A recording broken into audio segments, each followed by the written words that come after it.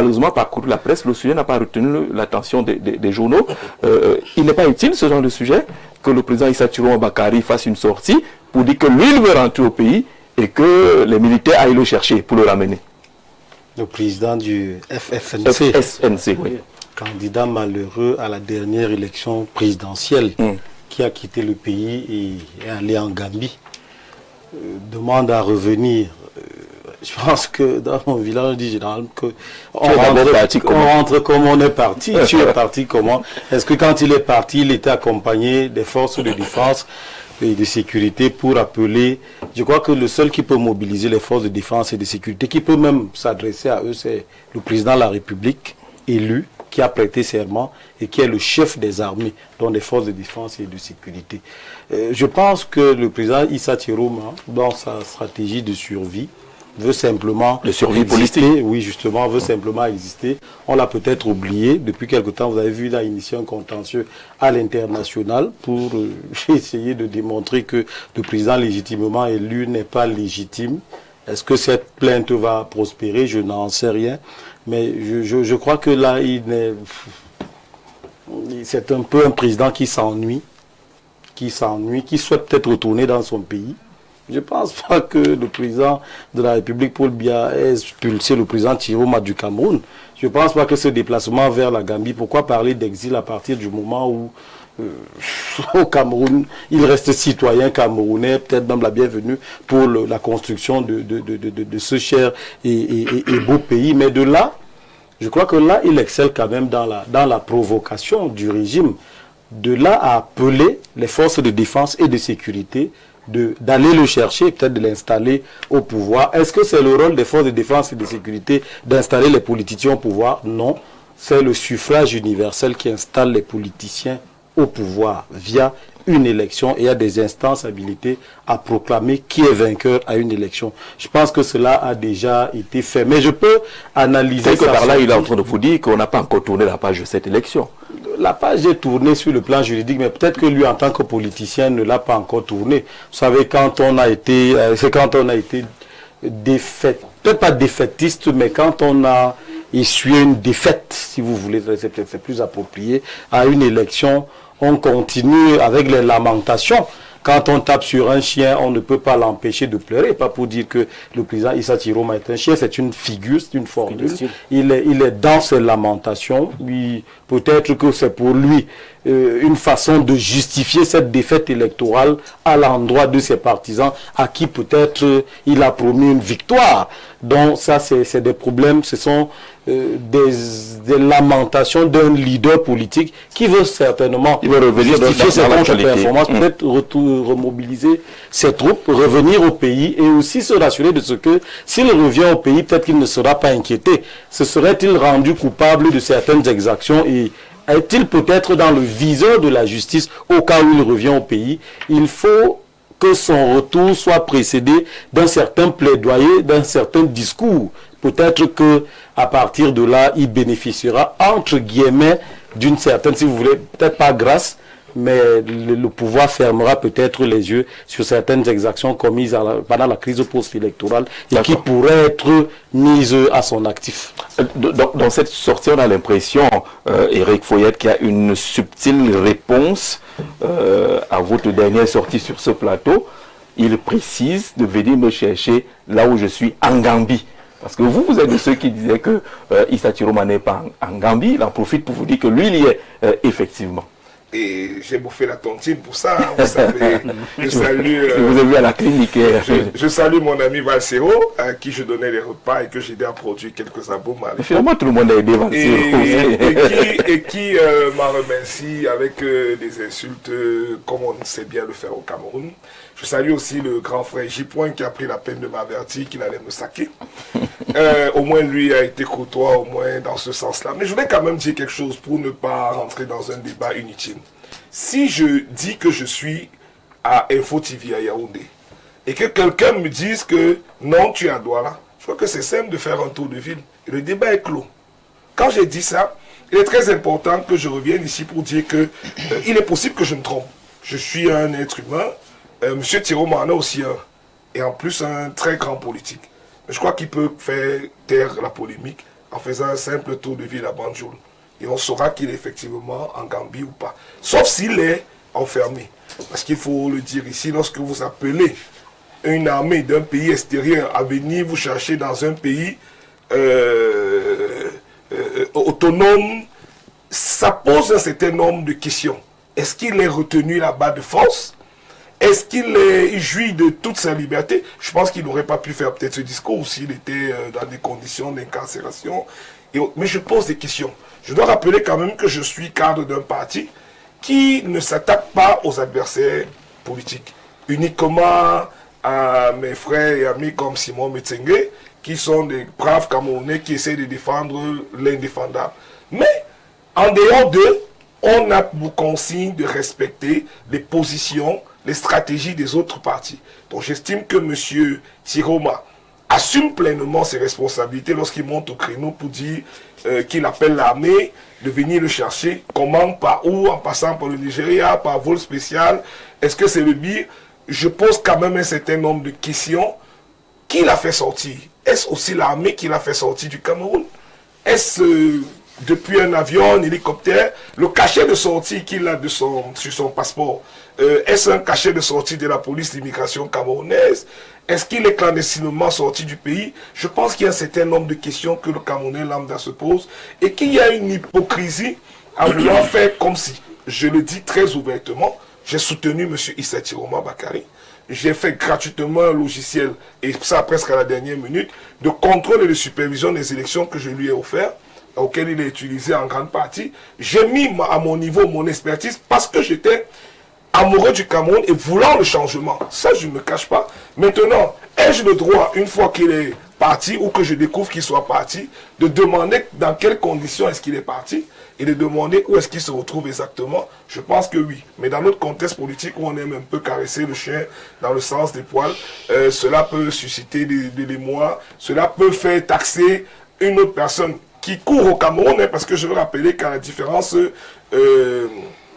des aboyeurs, bon, c'est un peu méchant les aboyeurs, à la différence de certaines personnes qui sont tapis ou alors qui sont de l'autre côté de l'hexagone, ils peuvent dire tout et n'importe quoi, ils ne seront pas inquiétés, ni physiquement, ni autrement. Leurs affaires continueront à courir parce que je crois qu'il y a des chèques qui passent de temps en temps. Par contre, nous ici au Cameroun, il suffit que tu énerves un peu Jean-Jacques Zé pour que lorsque tu vas boire une bière à notre niveau, hein, tu sois en danger d'un poison. Je parle ça pour dire les choses les plus simples. Donc je voudrais quand même ici dire que je respecte et notre parti respecte les positions et les déclarations du président Tiroma. Est-ce que ça répond aux attentes justement des pro-Tiroma qui se posent des questions? Il y a des élections qui arrivent, ils ont besoin du cachet du président national du FSNC pour compétir. Cette sortie répond-elle, rassure-t-elle? Je vais vous répondre politiquement, et je crois que mon frère Yaya va mieux comprendre ce que je vais dire. On est en pré-campagne électorale. Oui. Je crois que M. Tiroma, avec un nom que tout le monde n'a pas oublié, le bon diable. Je crois que c'est passé le temps des croyances un peu complexes. Chacun rentre désormais dans sa cabane. Nous pensons au sein du MP3 que c'est notre moment. Je salue d'ailleurs M. Eric, le futur maire de Santiou, et tous les camarades qui se préparent sur le terrain à compétir lors des prochaines élections. Et je voudrais ici rappeler quelque chose, M. Jean-Jacques Zé.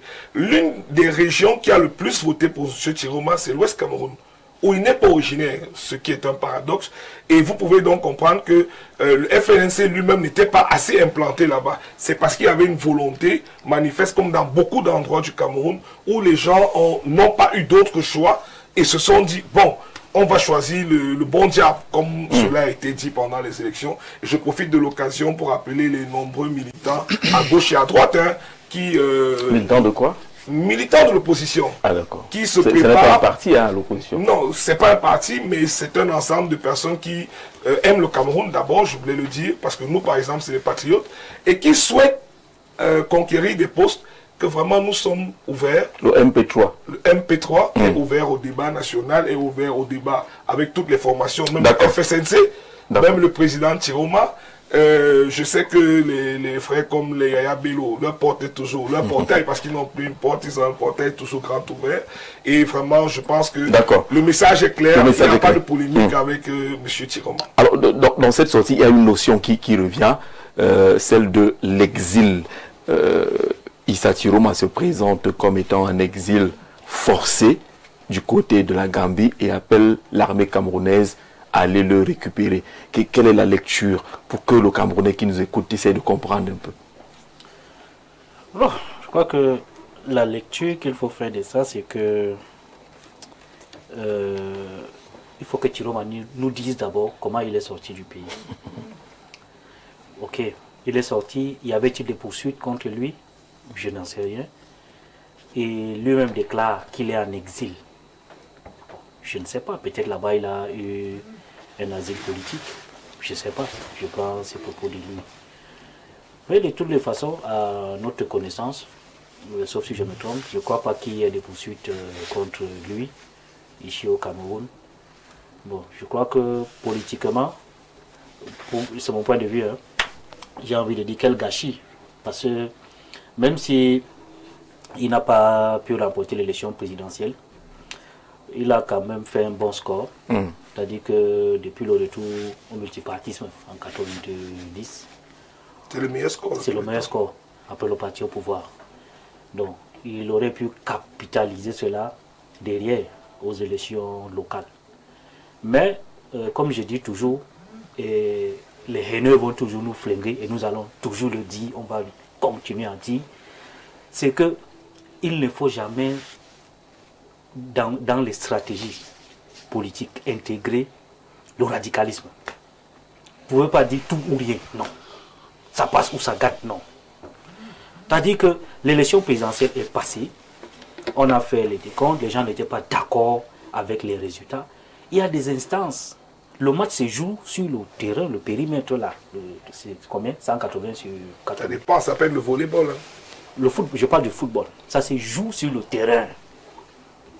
C'est sur le terrain, devant l'arbitre et tout, que vous contestez. Donc, vous sortez du terrain, le match est fini, on reste sur le score, là, on ne reprend plus.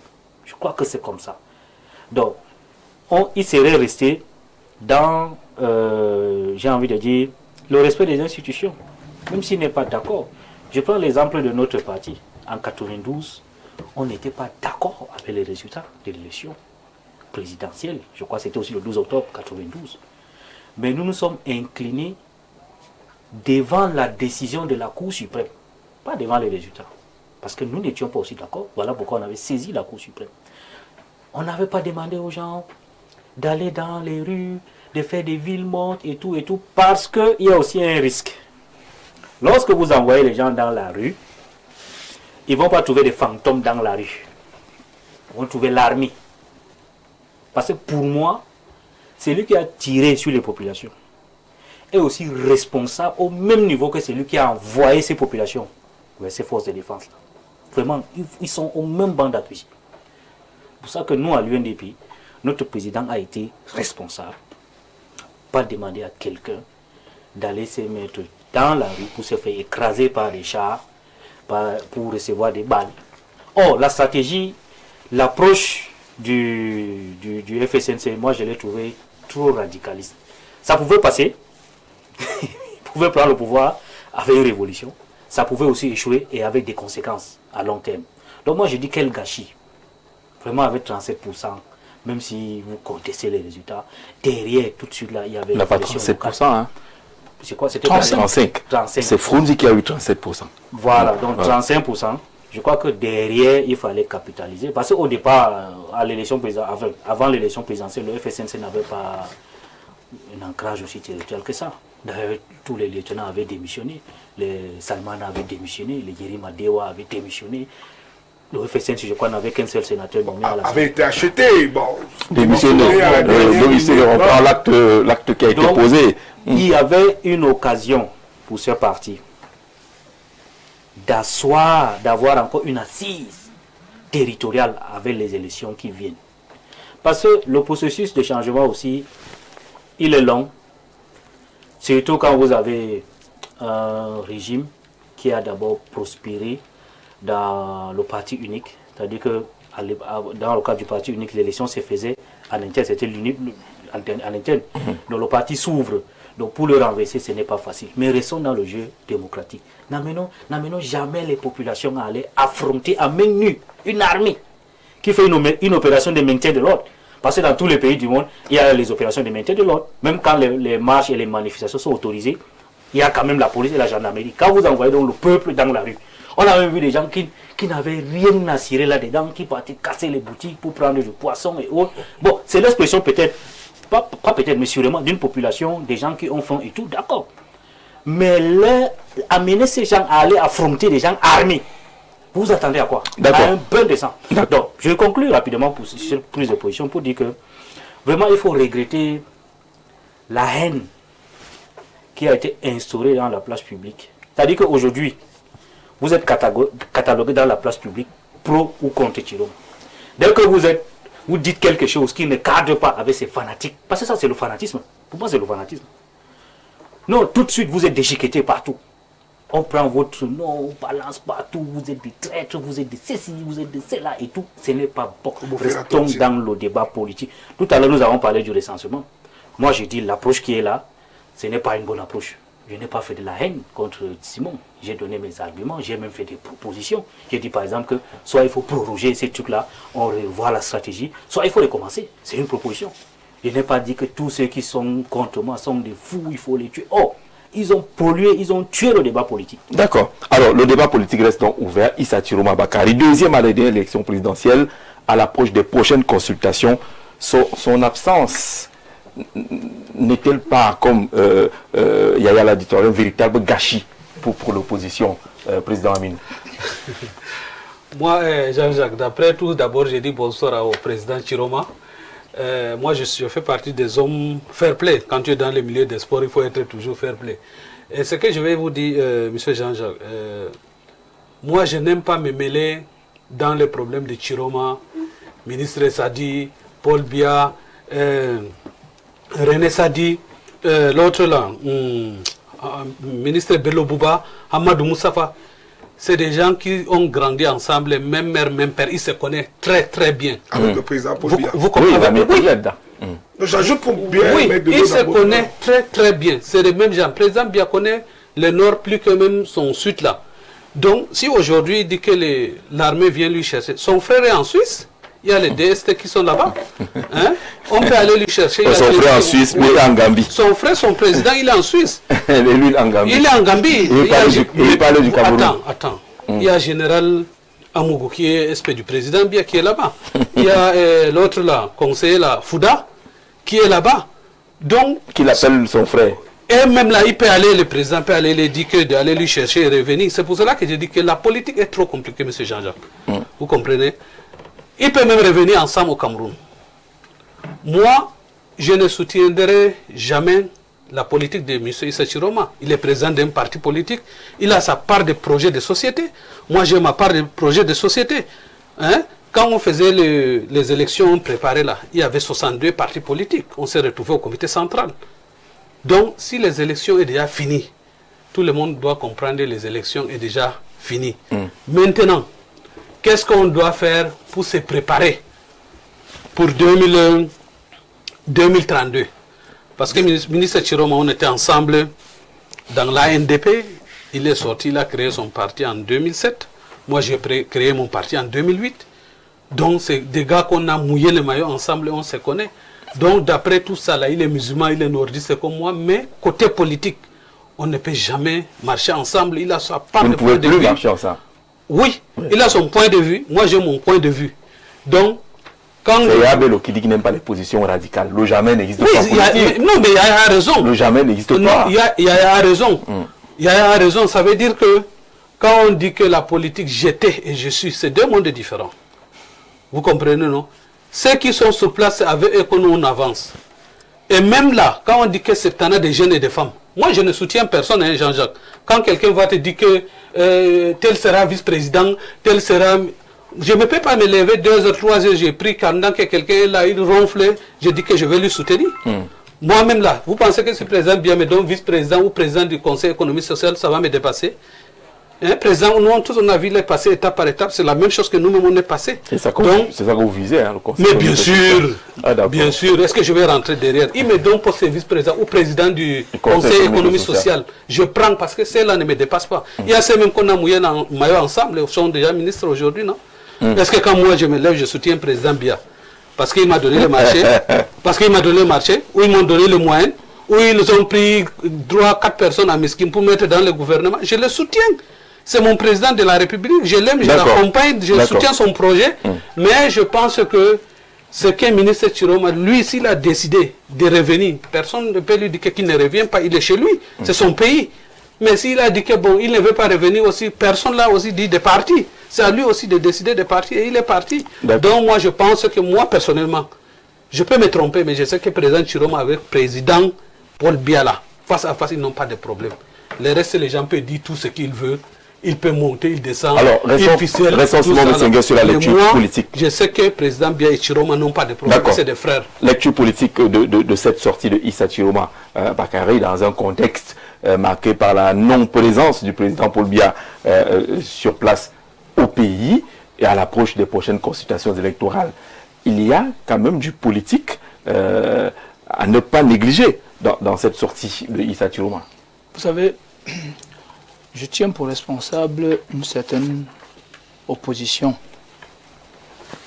d'entraver la marche de notre grande démocratie.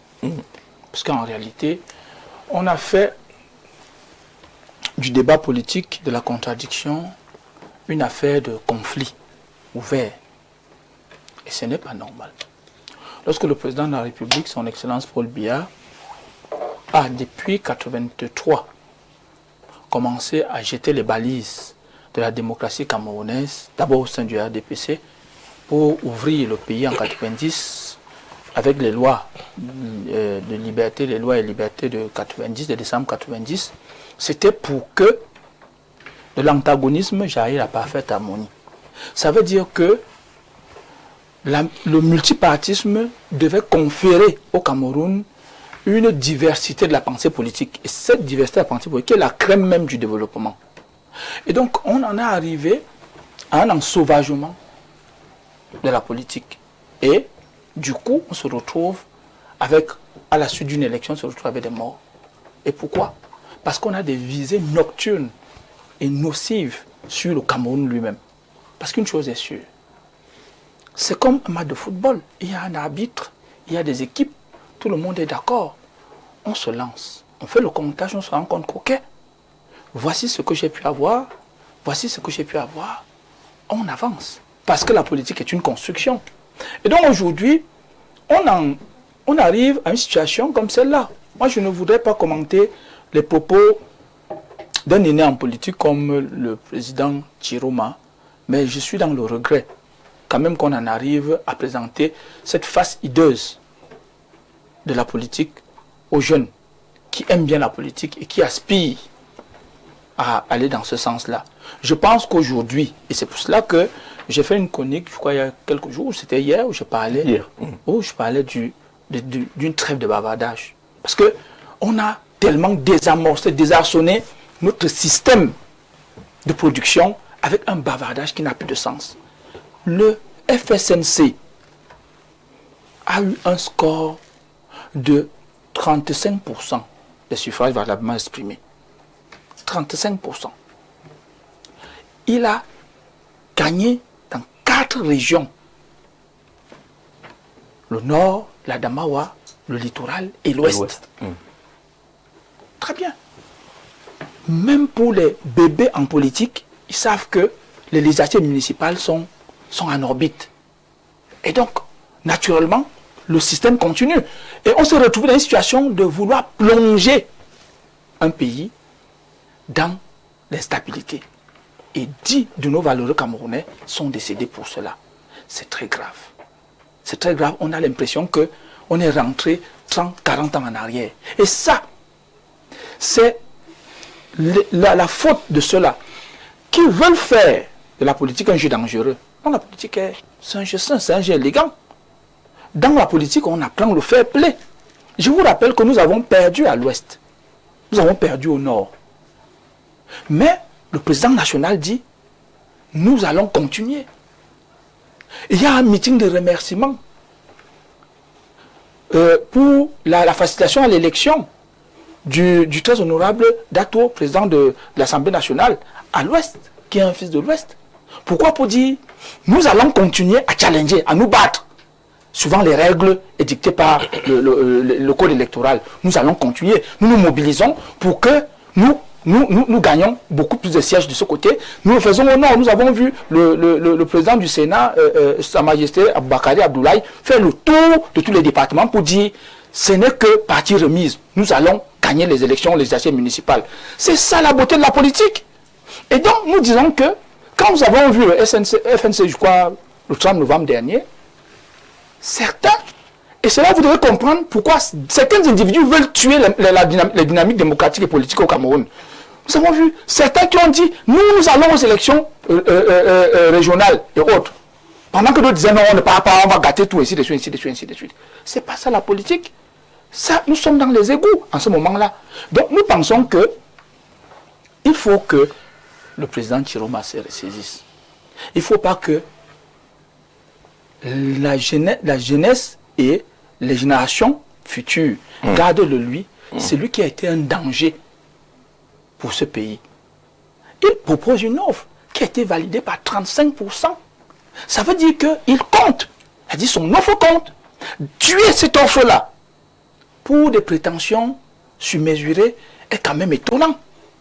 Et donc, moi, je prends ça pour de la comédie. D'accord. On ne dira pas que c'est la comédie. Non, je voulais dire que... cette question pourquoi je le dis? Non. C'est vous qui vantez la démocratie. Pourquoi je le dis? Mais peut-on vanter une démocratie alors qu'on a encore des gens qui sont en prison à la suite de cette élection, alors qu'on a quand même un grand leader comme Issa Chiroma qui est à l'étranger? La démocratie n'est pas l'absence de l'état de droit. Ce n'est pas parce que je suis militant du RDPC que je vais enfreindre la loi et au nom de la démocratie, l'état de droit ne va pas s'appliquer sur moi. Nous sommes tous égaux en droit et en devoir.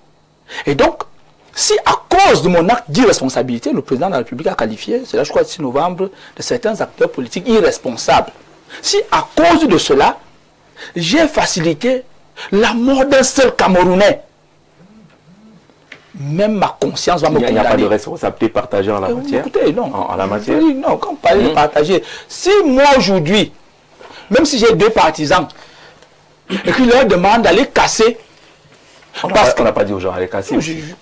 Personne n'a dit d'aller casser. Je suis en train de vous dire ceci. Quand vous dites, l'élection c'est le moment le plus sensible d'un État. Oui. Et donc, la responsabilité d'un homme politique, c'est de laisser les règles se faire et aller au bout de l'action engagée. Quand des gens vous disent « j'ai gagné », ça veut dire quoi? J'ai gagné. Ça veut dire que si on déclare une autre personne, on est en train de nous voler une victoire et donc nous devons agir en conséquence. Parce que, et vous n'avez pas de gens, c'est pour ça que la politique peut être délicate. D'accord. Elle est délicate. Tout ce que nous disons doit être mesuré et responsable parce que quand ça sort, ça ne revient pas et on ne peut pas mesurer les conséquences la politique, à la menace, base. hein. Non, ce n'est pas menaçant. On manifeste ailleurs. Écoutez, on fait des meetings ailleurs. Écoutez, on fait les meetings. On fait les meetings au Cameroun. Non, vraiment, je vous rappelle que le président Issa Chiroma Bakari a fait le tour des régions. Il a fait les pendant la campagne électorale, parce qu'il y a une disposition plus ou moins particulière. Belouga n'a pas pu faire un meeting à Bolova. Pourquoi vous ne parlez pas? Belouga n'a pas pu entrer. On a fait à l'extérieur de la ville parce que les gens se sont montrés voilà, c'est ça. Fair play. À l'extérieur. Mais c'était pas le lieu. C'était pas le lieu indiqué pour le meeting. Les élites du Sud ont demandé aux forces de l'ordre de nous empêcher d'entrer dans la ville. Donc, tout le monde peut donner l'ordre aux forces. C'est la beauté de la démocratie. Tout le monde peut donner de l'ordre. On a insisté, nous sommes entrés. Après, ils ont fermé toutes les routes. Nous étions obligés d'aller faire notre meeting sous la pluie. Ça, c'est la surenchère. Et là, c'est la période électorale. Là, on est censé avoir la surenchère, mais c'est les faits. Ça s'est passé. Quand on reste sur le débat politique, la courtoisie républicaine, ça concerne aussi le RDPC. Ne parlez pas qu'on vous... Nous sommes fair play, vous le savez très bien. Pas fair play. Nous, en cas de cause, quand on a échoué quelque part, on reconnaît qu'on a échoué. Réaction rapide. Très rapide réaction. Lorsque Simon dépeint la démocratie au Cameroun, j'ai l'impression d'être aux États-Unis. J'ai l'impression qu'on peut faire un débat courtois. Il parle de la beauté de la démocratie quand le président du Sénat fait le tour du Nord. Dans les prochains jours, nous allons nettoyer l'Ouest. Et je vais inviter les médias à venir voir... C'est quoi nettoyer l'Ouest? C'est au point... Faut utiliser des mots compliqués. Hein. Au point comme figurine. D'accord. Parce que... On a la démocratie. Je ne sais pas s'il y a le mot nettoyer. Non, il y a la démocratie. L'assainissement. Vous allez faire une basse sur les postes électoraux à l'Ouest ou quoi? Il va s'agir de quoi? Ça c'est la fin du nettoyage. Mais le début passe par l'assainissement. Mais vous allez voir comment, lors de nos tournées, nous ne serons pas... les portes ne seront pas aussi ouvertes que celles du président du Sénat qui peut se mouvoir. Je dis, on va prendre les Camerounais au challenge. Dès jeudi, par exemple, prochain, nous allons nettoyer les marchés, le marché Baba Foussam. Je voudrais voir comment les populations vont sortir et les... C'est le choix, non? Vous ne veulent pas, c'est le choix. Vous n'êtes pas coupé. Et que les forces de l'ordre ne vont pas venir barricader, empêcher, donner les troubles à l'ordre public et autres. Parce que lorsque le gouvernement fait des marches, il n'y a pas de problème. Lorsque le gouvernement fait des meetings, il n'y a pas de problème. Mais lorsque les partis qui ne sont pas encore aux affaires, parce que le thème... On a vu des marches ici qui ont paralysé Yaoundé. Hein, du pouvoir. Oui. Et lorsqu'on dit l'opposition, c'est un thème que je trouve... le MRC a fait un meeting ici à Yaoundé 6, non? Simon, je vous... Pour installer même ces... Simon, je vous connais assez... Je vous donne une information. La beauté de la démocratie. Non, c'est un échange, c'est un fait. C'est la réalité, Simon joue le malin. On est en période électorale où il est presque impossible d'interdire à un candidat de faire un meeting. Mais je parle en période préélectorale parce que les populations, justement, sur le terrain disent on ne voit pas l'opposition en dehors des périodes électorales. Mais ce qu'on ne dit pas assez aux Camerounais, c'est qu'il est difficile de se mouvoir avant les élections. Dès que vous organisez une action, comme mes amis à Yaoundé 4, on a besoin d'eau, opération Sodo. Mais c'est le sous-préfet qui vous interpelle, c'est le commissaire qui vous... Juste d'aller puiser de l'eau, monsieur Jean-Jacques. On est dans une beauté de démocratie à deux leviers. Moi, je ne sais pas à quel niveau on trouve la beauté de la démocratie lorsque vous avez deux journalistes qui sont en prison pour leur point de vue aujourd'hui au Cameroun. Là, je parle de vos confrères. Je ne sais pas lorsqu'on parle de la beauté de la démocratie, lorsqu'un citoyen comme moi, pour avoir mis sur pied un logiciel et l'UNDP le sait, j'ai présenté des propositions à plusieurs partis afin de les aider à mieux gérer les élections. Pour ça, j'ai été interpellé à 6 reprises. Mais vous pensez que c'est la beauté de la démocratie, ça? Il faut avoir beaucoup de courage pour faire de la politique au Cameroun, en restant au Cameroun. Et ça, c'est pas la beauté de la démocratie, Simon. La beauté de la démocratie voudrait qu'on puisse échanger. J'ai une opinion, vous avez la vôtre, et on laisse le peuple décider de la meilleure option. Mais au Cameroun, est-ce que vous donnez une option qui est contraire à celle de mes amis d'à côté? Tout de suite. Mais vous la donnez toujours, mais non, mais parce que je suis téméraire. C'est pas parce que c'est très bon. C'est même là où vous croire. Non, le président Tiroma n'est pas téméraire. Je vous rappelle que le président Tiroma a fait de la prison dans ce pays. Je vous rappelle que le président Tiroma disait que lorsque vous rapprochez, je ne vais pas citer de qui, même si vous êtes de l'or, vous devenez de la boue. Et c'est le même président Tiroma, après un très bon siège, je ne sais pas, c'était ministre de la Communication, ministre des Transports, mais je pense ministre de la Communication, il va nous sortir la carte selon laquelle le président Biya, même lorsqu'il dort, il travaille. Je vous assure, la politique est belle à ce niveau pour vous. Mais pour nous autres acteurs de terrain, non. Pourquoi on ne le fait pas cela? Allez, pour faire le lien entre Tiroma et Paul Biya, on a retenu dans le discours généralement de Issa Tiroma, porte-parole du gouvernement, cet aspect-là. Même quand il n'est pas là, il est là. Même quand vous ne le voyez pas, le président travaille. Pourquoi aujourd'hui on fait comme si on a oublié ce que Issa Tiroma Bakari avait bien indiqué aux uns et aux autres. Et on n'en parlait plus à cette époque-là parce qu'il avait convaincu Éric Foyet et les autres que même si on ne le voit pas physiquement, le président travaille. Mais il y a débat, docteur, il y a débat. Ça fait 44 jours. Est-ce qu'il faut étouffer ce débat parce que le président a reçu, selon notre ami, 21 parapheurs hier soir? Bon, il y a quand même que l'absence physique du président de la République ouvre une brèche dans laquelle s'engouffre Issa Tiroma Bakari dans sa technique de survie et même de contre-offensive politique. Je peux comprendre la détermination, le jusqu'au boutisme et peut-être même le radicalisme du président Issa Chiroma, même si ces attitudes-là, on peut les questionner, mais on peut les comprendre. Dire qu'il aurait dû capitaliser les 37%, les 35% pour les élections locales à venir, je dis, c'est faire une mauvaise lecture. Parce que c'était un électorat extrêmement composite qui était le fruit d'un deal. Et l'élection présidentielle, il faut comprendre le mode de scrutin, la circonscription était unique. L'ensemble du territoire national. Maintenant, nous allons dans les élections locales. Et les formations politiques, nous en avons plus de 300, sont disséminées dans l'ensemble des 10 régions et des 58 départements, peut-être des 360 communes aussi. Le FSNC n'a pas donc cet ancrage sur le plan territorial.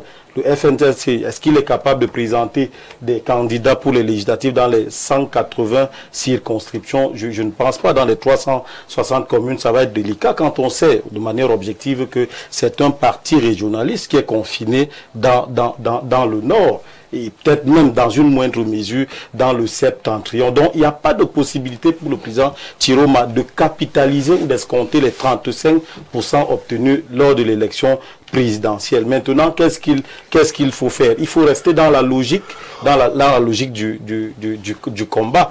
Si le président de la République se retrouve absent physiquement du territoire, cela ne donne pas carte blanche, ça signifie pas que le poste est vacant, il faut partir de la Gambie pour venir s'installer à Etodi du tout. On connaît les techniques de gouvernance de Paul Biya depuis plus de 30 ans. C'est l'omniprésence absente. Le président est même plus présent quand il est absent physiquement que lorsqu'il ne l'est même physiquement à l'intérieur du pays. Il y a la continuité de l'État. Ses représentants continuent de travailler. Et même, moi j'ai un souci. Quand le président de la République est à l'extérieur, supposons qu'il soit en Suisse, le Cameroun a une représentation diplomatique à Genève. Et je rappelle que l'ambassadeur du Cameroun en Suisse est le représentant il est dans la peau du président de la République. Généralement, quand le titulaire même, de plénipotentiaire titulaire arrive, vous libérez votre bureau et vous remettez votre espace au titulaire. Donc le président peut travailler dans les services même de l'ambassade du Cameroun à Genève. C'est possible. Il le fait. Il peut travailler dans les services à Genève. Quand le président est dans une région, c'est possible, mais c'est pas le cas. Je prends une hypothèse. Quand le président se rend à l'est du Cameroun, qui est son représentant à l'est? Qui travaille au gouvernorat? Le gouverneur. C'est son modeste représentant. Si le président séjourne à l'est et qu'il faille travailler, il peut travailler dans les locaux du gouverneur. Donc, il est le titulaire principal du poste. Son représentant se met en berne. Très bien. Le président peut signer des décrets à partir du gouvernorat de l'Est, parce que c'est aussi son espace de travail. C'est ce qui est possible. Maintenant, est-ce que cela se fait? Actuellement, je rappelle qu'il est en court séjour privé. Il n'est pas en voyage officiel. Être en court séjour privé ne signifie pas qu'il cesse d'exercer ses fonctions de président de la République. Qu'il est en vacances. C'est vous qui constatez la vacance. Vacances, vous congé ou vacances? Congé, si vous voulez. D'accord, parce que congé... Dans le cadre des congés, il y a les affaires courantes. Il y a ce qu'on appelle dans l'administration les affaires courantes. C'est pas parce que le commandant de brigade est en congé qu'il y aura des agressions partout au motif que la brigade de Foulane ne se met pas en congé parce que le titulaire de la brigade est en congé. Mais il a des substituts et des relais, et à partir des congés, je vous rappelle que c'est la magistrature suprême, attention. Il s'agit là de la magistrature suprême. Alors on ne se met pas véritablement en congé. On n'est pas véritablement en retrait. C'est peut-être un repli. Ça peut être un repli pour souffler un peu, mais on demeure H24 en fonction